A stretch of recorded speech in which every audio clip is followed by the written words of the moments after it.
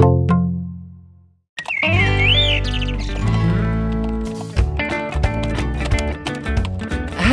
سنتنا. سنسحق الجميع في تلك المسابقة الكبيرة. تلك المسابقة الكبيرة؟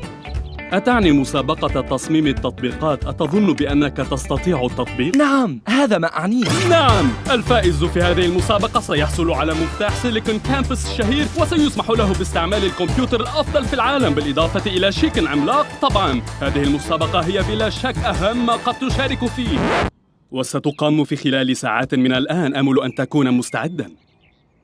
حسناً، إذن إليك الخطة. عندما يعرفون عني سأركض نحو المسرح وأنا أغلق أذني وأردد: أنا لا أسمعكم. ومن ثم سأمشي كالدجاجة إلى طرف المسرح، ولكنني سأمشي بعيداً، أترى؟ ومن ثم عندما ينادي الجمهور: أين ذهب توم المتكلم؟ سأظهر وأمشي نحو وسط المسرح مختالاً. الطريقة المثلى لسحق الجميع، أو بمعنى آخر للفوز بالمسابقة، هي أن تتحدث عن التطبيق الذي سنتقدم به وكأنك تفهم كل كلمة تقولها. توم، أعده إلي. دع كلماتك هذه في جزيئية الشروط التي لا يقرأها أحد. أتخشون من سرقة هاتفكم وما فيه من معلومات شخصية؟ حسناً، لا داعي للقلق بعد الآن، فإليكم تطبيقنا شوكينجلي سكيور المضاد للسرقة. مهلاً توم، لا تشغله. هكذا يعمل. توم، أنت بخير؟ صوتك، ما خطب صوتك؟ هذا التطبيق فعال بشكل غريب. توم، أنجيلا، جينجر، هانك. توم المتكلم والأصدقاء. توم غير المتكلم. أنا الطبيب الإلكتروني. هذا هو الإنترنت، وقد أكون في أي مكان. لا تحاولوا البحث عني. أخبروني بأسمائكم ومشكلتكم. اسمي هو توم المتكلم، وبن صعقني كهربائيا في عنقي. ماذا؟ هذه مشكلتك، ليست مشكلتي أبداً. اهدأ يا بان، دع الأمر للطبيب الإلكتروني. حسناً، إذن افتح فمك لألقي نظرة. والآن انتظر حتى أشخص حالتك. في السنوات ال10 التي عملت فيها طبيباً إلكترونياً، والسنوات ال4 التي درست فيها طباً إلكتروني، لم أرى حبالاً صوتية ملتهبة هكذا. وماذا علينا أن نفعل ليتحسن؟ أخشى أنه لا يمكنكم فعل الكثير، ولكن أنصحه بألا يتكلم لأسبوع كامل، ما من وسيلة أخرى. ألا أتكلم؟ مستحيل. ستقام اليوم مسابقة، أتظن بأنك تستطيع التطبيق؟ إنه حدث ضخم. سمعت بأن الفائز سيحصل على شيك عملاق ومفتاح لدخول سيليكون كامبس. ألا يمكنني أن أتكلم اليوم وأسكت في الغد؟ يمكنك ذلك، ولكن إن فعلت قد يتأذى صوتك بشدة، وقد تفقد قدرتك على الكلام. ماذا قلت أيتها الممرضة؟ هناك جراحة طارئة. أنا مضطر للذهاب. إذن مصعد الجراحة سيهبط إلى قسم الجراحة.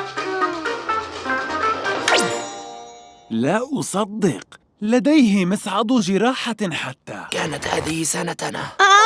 لا تتكلم. نصحك الطبيب بألا تتكلم وإلا فقدت صوتك إلى الأبد. ولكنني توم المتكلم، فكيف لا أتكلم؟ هلا حاولت ألا تتكلم؟ عليك السكوت لأسبوع واحد، هذا سهل. انسحب من المسابقة، ستهزمهم العام المقبل. في العام المقبل؟ أتظنين بأنني سأنسحب من مسابقة؟ أتظن بأنك تستطيع التطبيق؟ إنه الحدث الأضخم في حياتي. نعم، عليك أن تنسحب. لا تنسى بأنك صعقت شريكك. ولكن هو من صعق نفسه.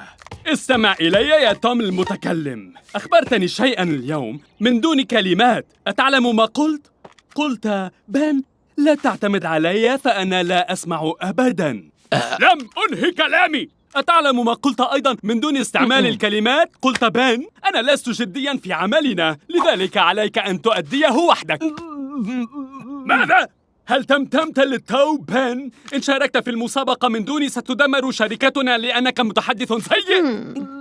اسمع، أنت عاجز عن الكلام، أما أنا فيمكنني، وعليه أنا حالياً متحدث أفضل منك. هل عذرتني الآن؟ هناك عرض علي أن أقدمه وحدي وبنفسي.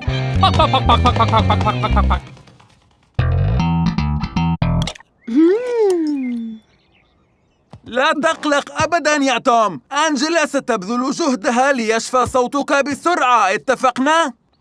هيا قل لي الآن، أتفهم ما أقول لك أم لا؟ فقد صوته يا هانك، لا سمعه. أوه، بما أنك تسمعني يا توم لن أصرخ أبداً بعد الآن، اتفقنا؟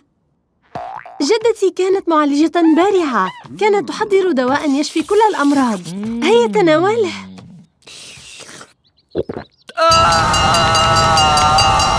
أتعلم أمراً؟ كانت عمتي هي من تحضر الأدوية.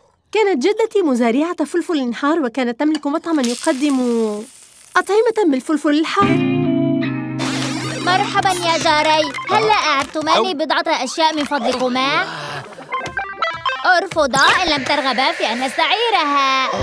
حسناً، شكراً، إلى اللقاء.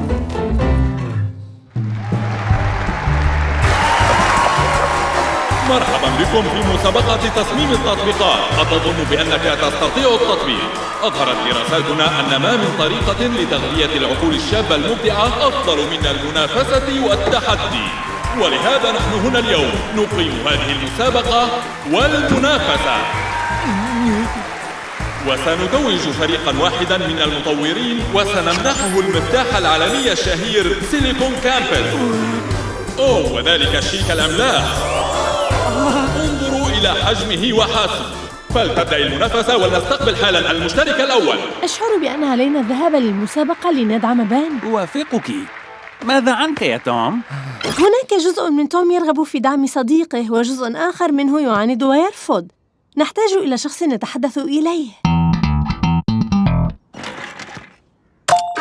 أهلا بكم، أنا المعالج الإلكتروني. إنه أنا هنا منذ ما هو اليوم الأربعاء. مهلا، ألم تكن أنت الطبيب الإلكتروني؟ ملاحظة جيدة. لماذا لا نركز على مشكلة توم الآن؟ اتفقنا؟ حسناً، أنا مركز. توم، أنت غاضب من بن؟ أما زلت تعتبر بن شريكك في العمل؟ أما زلت تظن بأنه سيشاركك الشيك العملاق في حال فوزه؟ لا بد وأنك قد جننت إذن. أيها المعالج النفسي، مريضك التالي وصل. يبدو أن الوقت قد نفد. هل أعذرتموني؟ هناك أمر طارئ في العيادة.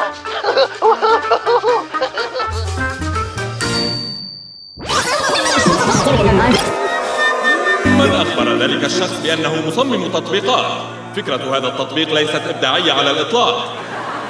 هل تستمتعون بوقتكم مثلي؟ أشك في ذلك. أجني مالا في دقيقة أكثر مما تجنون طوال حياتكم. أنا أمزح وحسب أظن. من يعلم كم أجني في دقيقة؟ والآن لنرحب بمتسابقين التاليين، توم المتكلم وبن.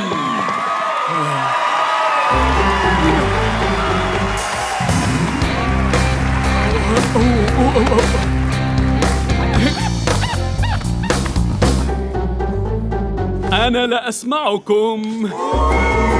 الأوراق ليست مرتبة. مرحباً يا جمهوري العزيز. أهلاً. أترغبون في معرفة إحصائيات مثيرة متعلقة بسرقة الهواتف النقالة؟ لن أسمح لهم بالإساءة إليه هكذا. توم، مهلاً.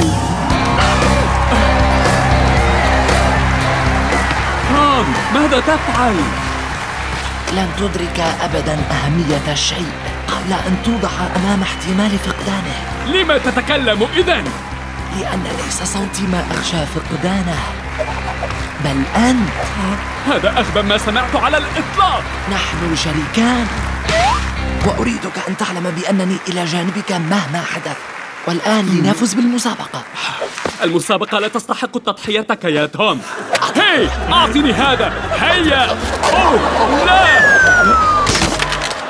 حسناً، هذا يكفي. ابتعدا عن مسرحي في الحال. حسناً. هذان الاثنان لا يستطيعان تصميم التطبيقات. إنهما كارثيان. أعتقد بأن هذا أصبح لي يا سعادتي.